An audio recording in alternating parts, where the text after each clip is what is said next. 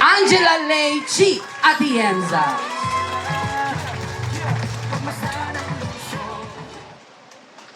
Magandang umaga po sa inyo lahat. Kamusta po kayo? Mainit pero mas mainit ang pagtanggap nyo sa ating alkalde. Bago po ang lahat, gusto ko munang bumati sa ating mga kasama dito. Si Dr. Season, ang ating napakagaling na alkalde na si Yorme Isko Moreno Dumagoso. Palakpakan po natin siya. Si Engineer Andres na tumutulong talaga sa likuran ng administrasyong to. Si Dr. Grace Padilla, palakpakan natin dahil hindi na rin po siya natutulog. Si Miss Yvonne Fernandez, mula po sa PhilHealth, maraming salamat po. Sa lahat ng mga barangay chairman and council, ang tangos ng ilong nyo. At of course, ang ating Congresswoman Giselle Maceda. Sa lahat ng mga konsehal na narito ngayon, at syempre kay Atty. Wardy Quintos. But nevertheless, alam niyo po nung kami umiikot ni Yorme para mangampanya, very consistently po sinabi namin na we will make sure na dito sa Maynila babalik ang minimum basic needs. Although nung pagpasok po namin ni Yorme dito sa administrasyong to, ang tumanggap po sa amin ay maraming challenges. At alam niyo yun. Tama ba ako? Yes. Pero nagulat ako. Dahil despite all the challenges na ininda ng administrasyong to for almost 3 months, pag tinignan natin, parang wala tayong iniinda. Pero sa totoo lang, ang isang tao na siyang gumawa ng paraan para tayo ay magising araw-araw ng may kasiguraduhan ay ang ating alkalde na si Yorme Isko Moreno Dumagoso. Hindi na po yan natutulog. Pero gwapo pa rin, di ba?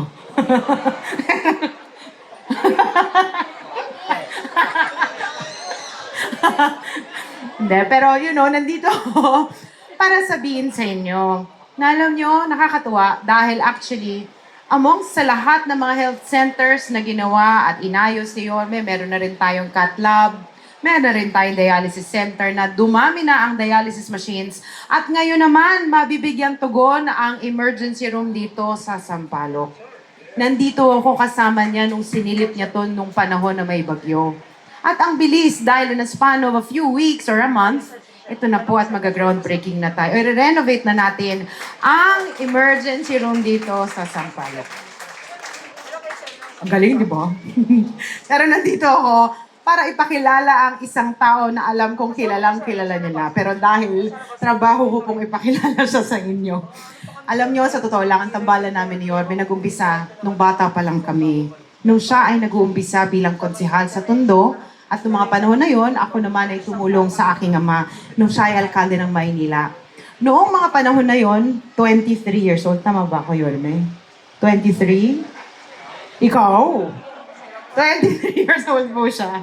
Doon ko nakita ang puso niya na totoong tapat at totoong puso na marunong makinig at ipaglaban ang boses ng mga Manilenyo.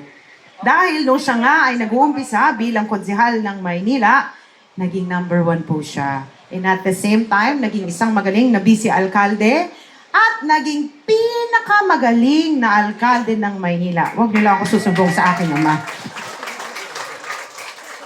Dahil ng mga panahon na may pandemya, siya po ang tumulong sa atin para mabuhay ang mga Manilenyo ng maayos. Pero, may tatangos din natin ang ilong dahil ang ating alkalde ay nagtrabaho rin sa national government bilang Undersecretary ng Department of Social Welfare and Development, Chairman ng National Railways Corporation at Sosyal. Dahil siya po ay nakapag-aral sa Harvard.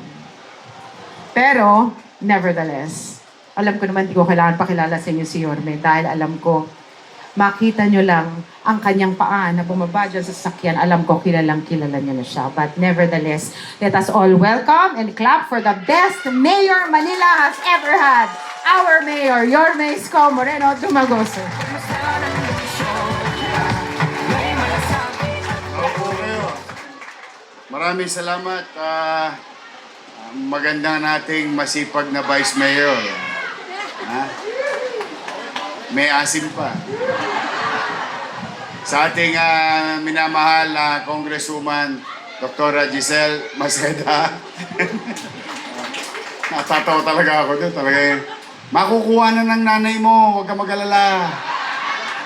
Oh, sa mga senior citizen, I'll see you on October 7.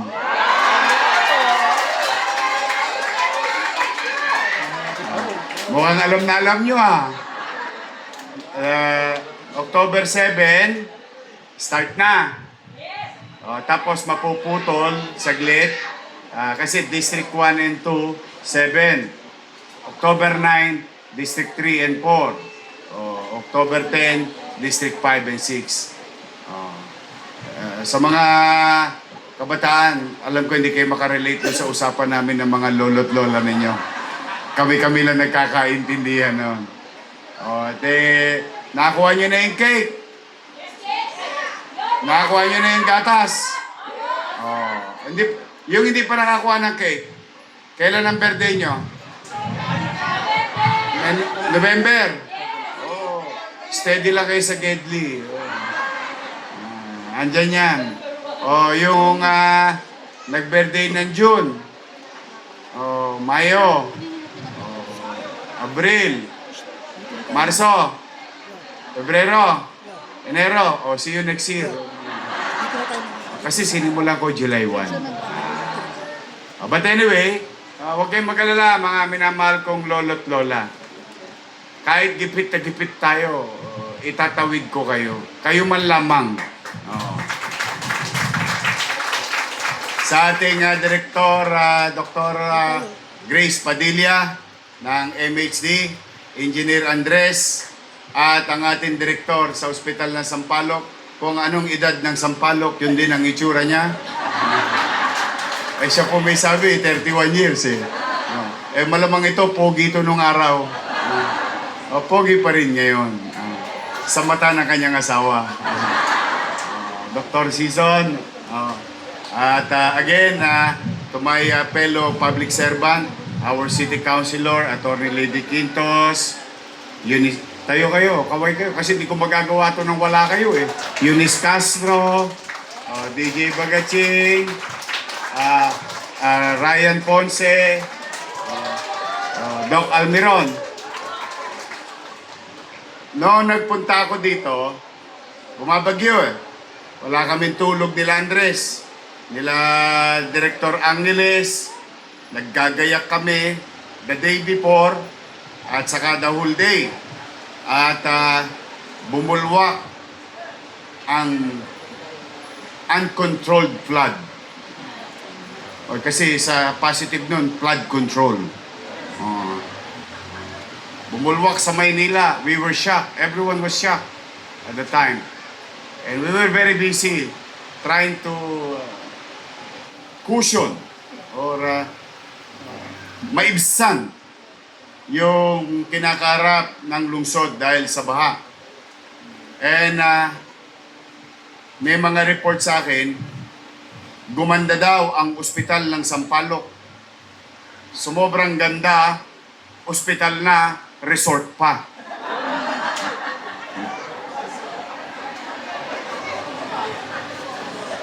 May falls. Hindi ako makapaniwala. Kasi yung pinalitan ko, doktora I think they should be the one prioritizing the hospital. And all the money were spent to JOJO. I think, I would think it was fully attended. No? I mean, attentions were made. Pero, be that as it may, si Ami sa Kasewa, punta kami rito, Diyos ko, para pala kayong pragman. Ang tubig dito, mataas.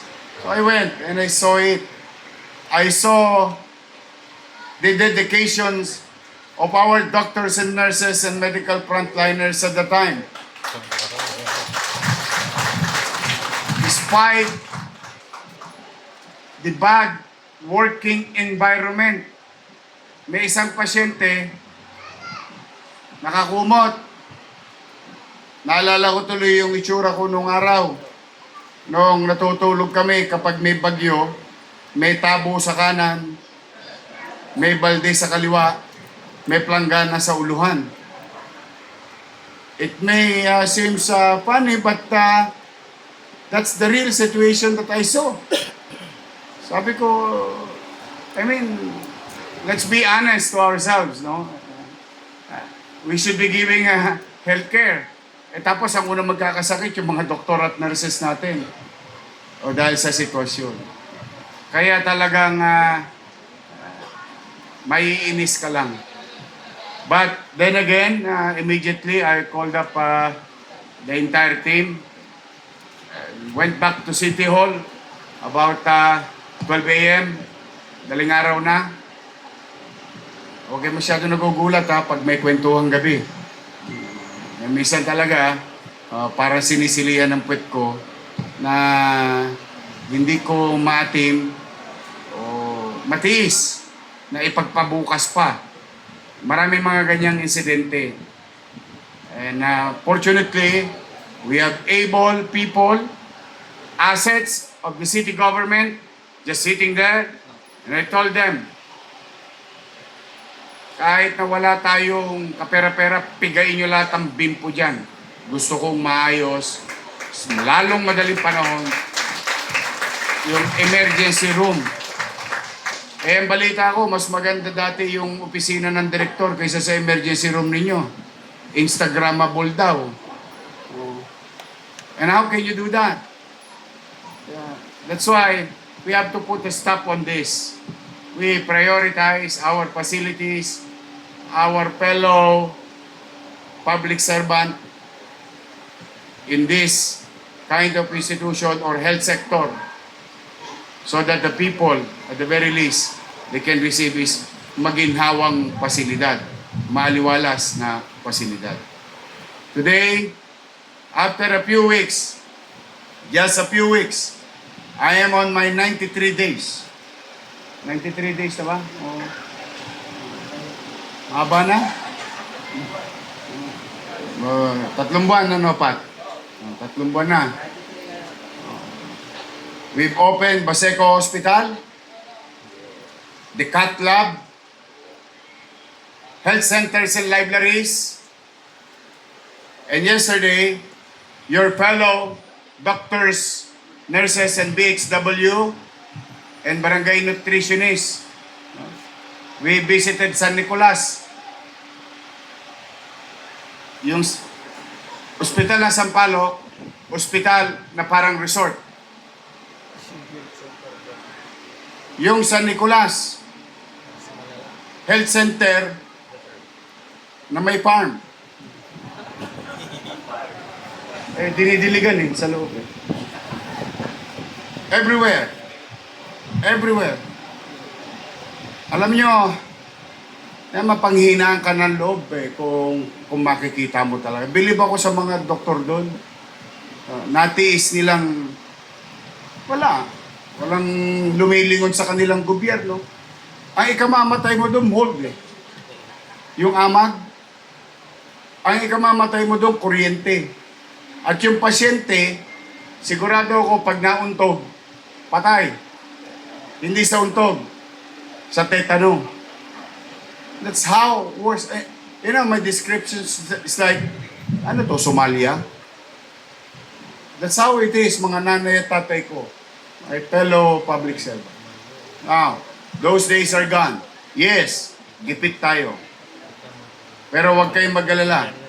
You're part of the policy and visions of the city government,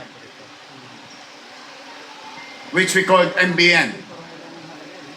Minimum Basic Needs.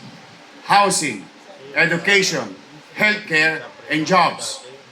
Yan ang pupuntahan ng lahat ng mapipiga ko sa bimpo. Ng lahat na may impok natin. Ang lahat na masisave natin. We will utilize it efficiently to confront this problem. Social perennial problem. Habang katulad ng mga inaasahan ng mga lolo't lola ko, Mabigat yun ha. Kulang-kulang 300 million yun. But then again, kahit wala tayo, huwag kayong mag-alala. Alam mo, ang Diyos talaga, maraming pamamaraan to teach you a very good lesson. Biri mo, pinanganak ako sa Salat. Nakaraos ako sa awa ng Diyos. Sa tulong ng nanay at tatay ko. Kaya, mga batang Maynila, kapwa ako manggagawa sa pamahalaan at sa mamamayan, kayo mag-alala, iraraos ko din kayo.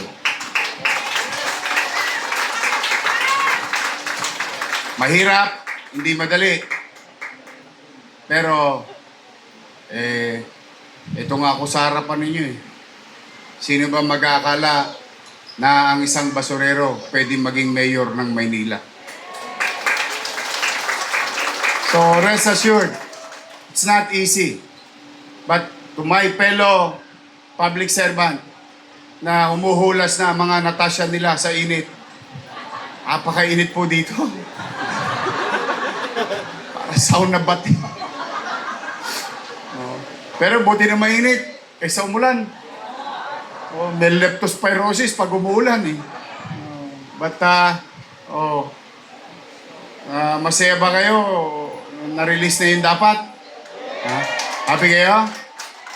Gusto niyo doble?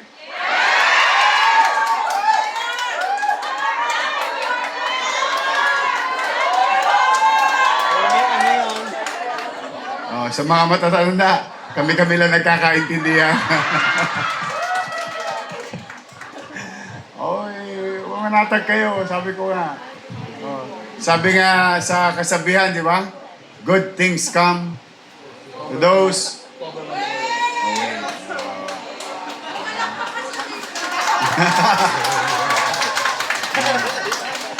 Meron po kasing espesyal para sa kanila.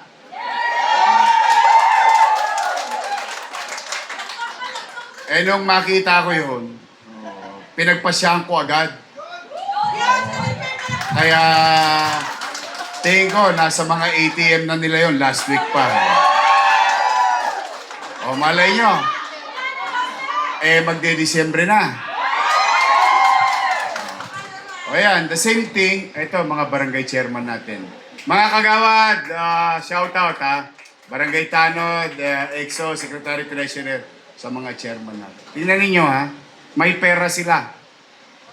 Nakalaan para sa kanila. Ang tawag doon ay share nila sa city.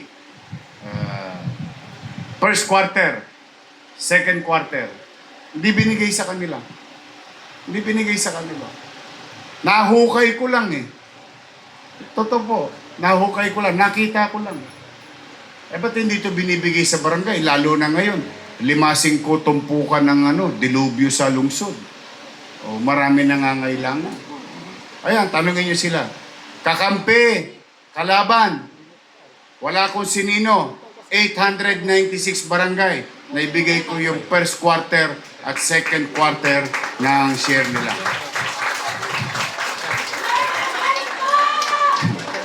Ay, baka maging pasyente ka namin.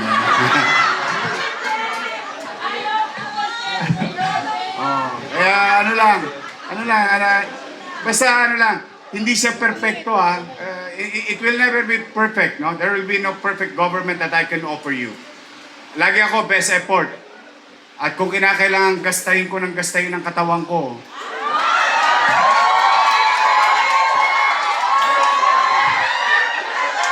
mga malisyoso kayo. Basta ibig sabihin, yung lakas na ibinigay sa akin ng Panginoon Diyos. Kayo talaga. Magbubuti ako. Pipilitin kong magbuti lagi.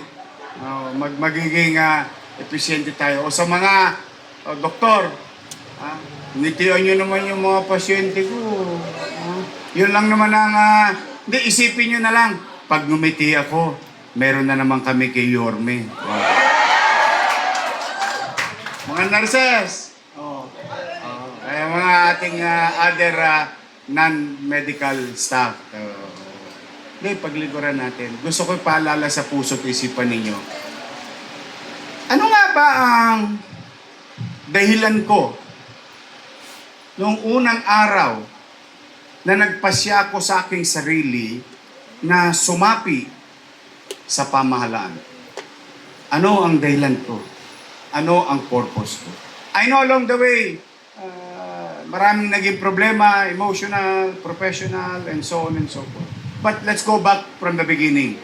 The beginning when you decided to participate and be part of public service. Yun, isa po sila. After that, yung pagod, puyat, nabubura agad. Lalo na pag nakita niyo yung kita niyo yung mga lolo't lola ko, yan ang baterya ko sa buhay. Sa dinami-dami ng pinoproblema ko para sa lungsod, pag ako nakakakita ng matandang lalaki, matandang babae, nangiti, natutuwa, ano na ako? Refill na. Charge na ako. Oh, totoo. Kasi lahat tayo dyan pupunta eh. Una-una lang yan eh. Kung sino pa yung masama, yun ang tumatagal eh. Hindi, totoo. Yung may paramdam natin sa tao na mahirap ang buhay. Maraming pagsubok, pero maparamdam lang natin sa tao na merong gobyerno nagmamahal sa kanya, ipinagmamalasakit siya, inuunawa siya.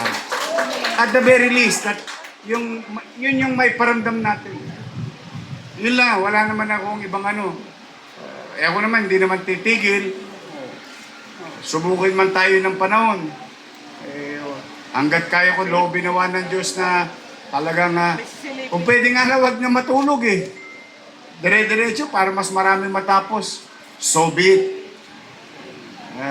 But then again, we way forward. We always move forward. We forget what happened in the past. But always remember lessons learned in the past. Because those lessons will teach us to be a better person tomorrow. Laging move forward tayo. At tingnan nyo, yung PhilHealth, tuwing may event tayo, nandito, kasama natin. DOH, PhilHealth. Kasi sila mismo, nahalataan na nila eh. Anong nahalata nila? Ay, talagang desidido tong gobyerno ng Maynila na puhunanan ang kanyang programang pangkalusugan. I mean, you cannot, maybe one event, two events, but naturally as you progress with time, you'll see the real you, the real thing. No? Sabi nga tubugin mo man ng ginto, ang tanso, tanso pa rin yan. Pero ang ginto, kahit luma, konting nyangga lang, kikinis na ulit yun, kikintab na ulit yun, at makikita ang totoo. Yan ang tapat at totoo.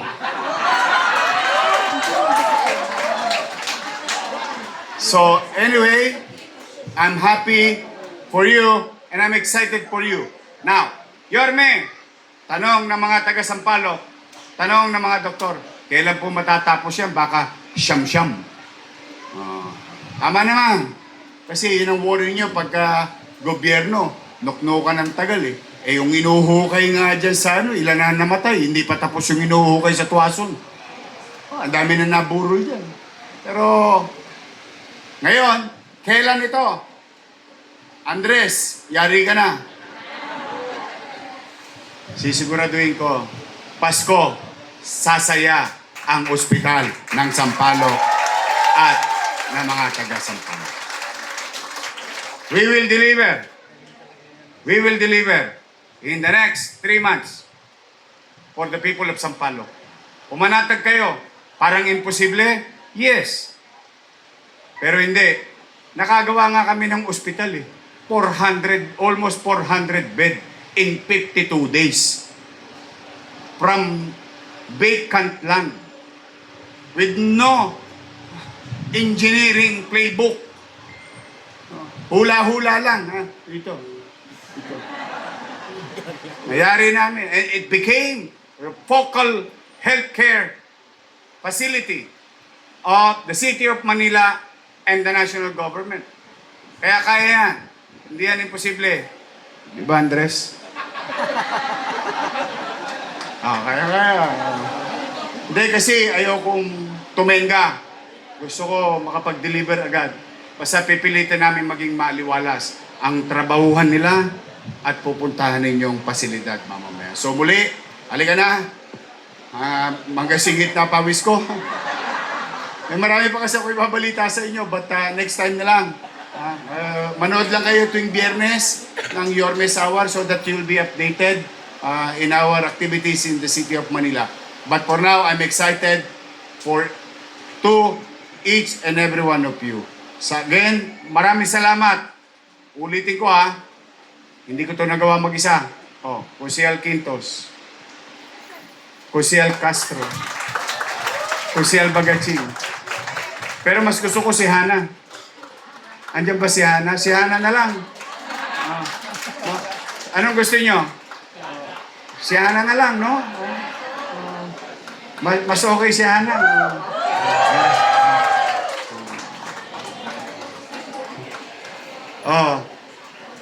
Kusial Ponce. Kusial Alumiron. Yan, yung mga kusial natin. At of course, ang ating taga-pirma ng cheque. Wardy Quintos. To our Congresswoman Maceda, Vice Mayor, Director, sa inyong lahat. Let's start the ball rolling today. Mag-iingat kayo. Mga nanay ko, mga tatay ko, I love you.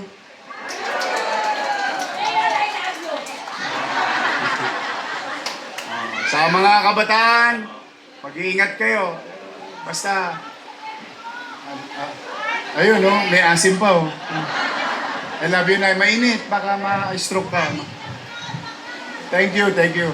So mag-iingat kayo, nawa ay patuloy kayong gabayan ng Panginoon Diyos na kayo laging maging ligtas at malusog. Nakakalungkot isipin, if I'm not asking too much, we, Manilans, mamaya bago tayo matulog, ipagdasal natin yung ating mga kababayan sa Cebu. Marami nang nasawi. You will never know. It's gonna happen anywhere. But for the meantime, kung kayo may maitutulong, ipadala nyo sa city government because after this, I'm going to convene MDRRMO and Manila Health Department. We will send contingent to our fellow Filipinos in Cebu. Nakakalungkot. To the people of Masbate. Mamaya, total, wala naman tosgas. Before you go to sleep, I know you're gonna pray for yourself, for your family. If I'm not asking too much, let's just include a few words of prayer for our fellow Filipinos in the country. Especially in Masbate and Cebu. Mag-ingat kayo. Pagpalain nawa kayo ng Pong May Kapal. Manila! God first! Thank you.